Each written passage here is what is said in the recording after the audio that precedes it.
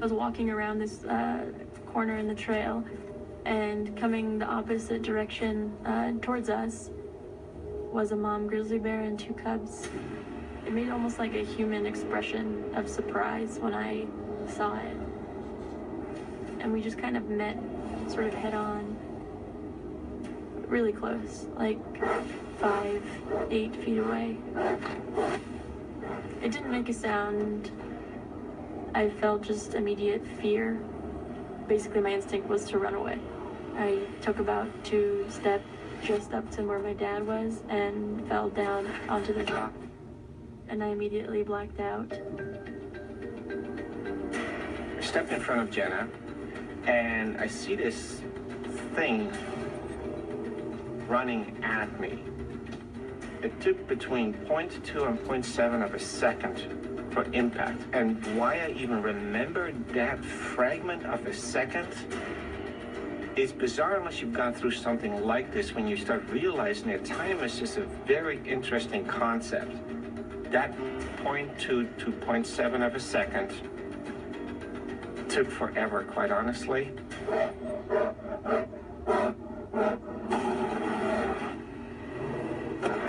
All I see is claws and teeth. I see the rest, but that's really what I see because it sticks out. It's lighter than the surrounding. And it ends up in the top of my left thigh.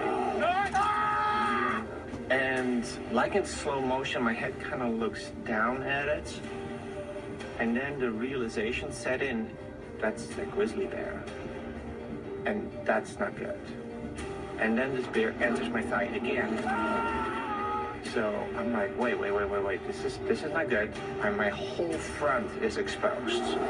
The bear basically jumped me and one of its claws hit my face. The next thing I knew, I was awake and I stood up. I didn't actually see what was happening. Like, I could see body parts of his, but I couldn't see the whole thing. Like, I didn't see this bear attacking my dad. I just saw, like, what I knew to be a bear and what I knew to be my dad, and maybe, like, his arm. There's a cliff right next to me. Jenna's behind me, but I think she's okay. And I see these kind of bushes that didn't look that bad, quite honestly, to jump into with about a 25 feet dive down. So I literally dove off the mountain into the bushes.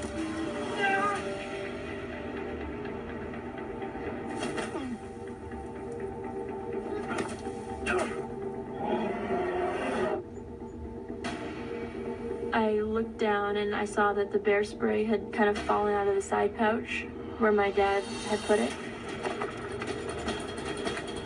The bear spray was already looking kind of beaten up. I was just like holding it and like trying to get the safety off, which is actually a really simple mechanism, but I panicked.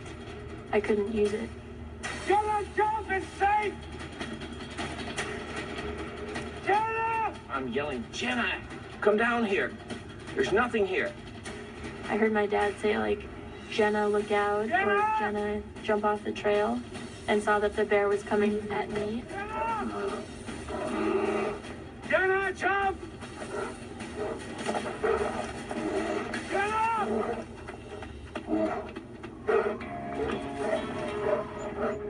I figured that, I don't know, going down off a ledge, falling down a hill would be better than just getting kind of ripped up by a bear. You know, you have your, in these kind of scenarios, you have your options that you would never actually consider in a calm situation, but I guess you weigh which one's worse.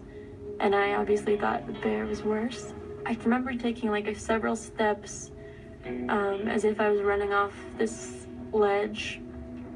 And the next thing I knew is I think I blacked out again. And I came to while I was in the middle of a free fall. And I remember my limbs kind of hitting along the side of rocks. And I remember my foot hitting a rock and my shoe coming off. And then I landed on this hard ledge just right on my butt. So I was on this smallish ledge. It was, I don't know, a few feet wide. I sort of looked up And to me at that time, it looked like my dad was almost midway down where I had fallen. I see the bear, which is now down the trail from me, climbing back up and cocking its head to the left. And it got on top of me faster than I've seen anything ever move. It was like split second. So luckily I'm on my stomach and I can put my hands in my neck and just try to protect myself as much as possible. I could hear my dad screaming. It was the worst sound to hear.